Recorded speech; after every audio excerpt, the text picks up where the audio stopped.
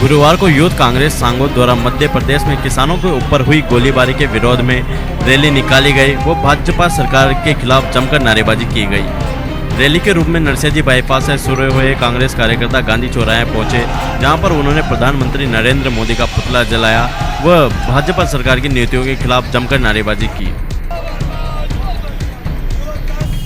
बड़े श्रम की बात है, हमारे नरेंद्र मोदी जी किसानों का नाम लेकर प्रधानमंत्री बन गए, लेकिन हमें दुर्भाग्य के साथ कहना पड़ रहा है कि जिन नरेंद्र मोदी जी के ऊपर हमने आशाएं की थी वो धूमिल हो गई है और किसानों के ऊपर दिनों दिन अत्याचार होते जा रहे हैं। कई पूरे भारत के अंदर कोई किसान आत्महत्या कर रहा है, कोई किसान कर्जे से परेशान है, कोई किसान पुलिस की गोली से परेशान है।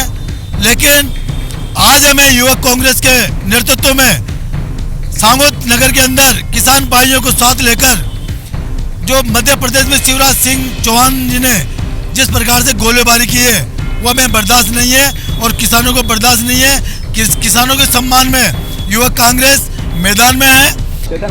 आज किसान की स्थिति इतनी बुरी है कि वो अपना जो मांग कर रहा है केवल मात्र कर रहा है कि कर्जा उसका माफ किया जाए और उसकी जो फसल है उसका वाजिब दाम उसको मिले।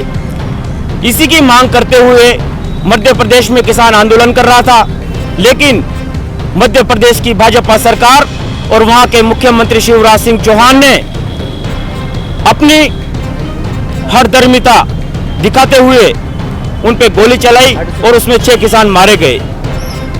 मैं आप लोगों के माध्यम से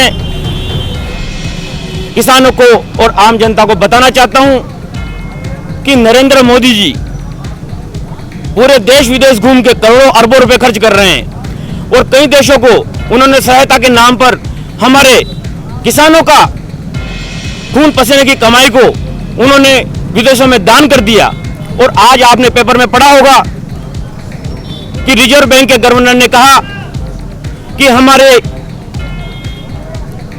हम अगर कर्जा माफ करेंगे किसानों का तो हमारी आर्थिक व्यवस्था डगमगा जाएगी और हमारा किसान कर्जे के लिए मोहताज हो रहा है। लेकिन गवर्नर कह रहे हैं कि यहाँ पर भारत देश में महंगाई बढ़ जाएगी अगर हम कर्जा माफ करते हैं तो। जब प्रधानमंत्री जी विदेशों में अरबों खरबों रुपए दान में दे रहे हैं, जब तो महंगाई नहीं बढ़ रही है।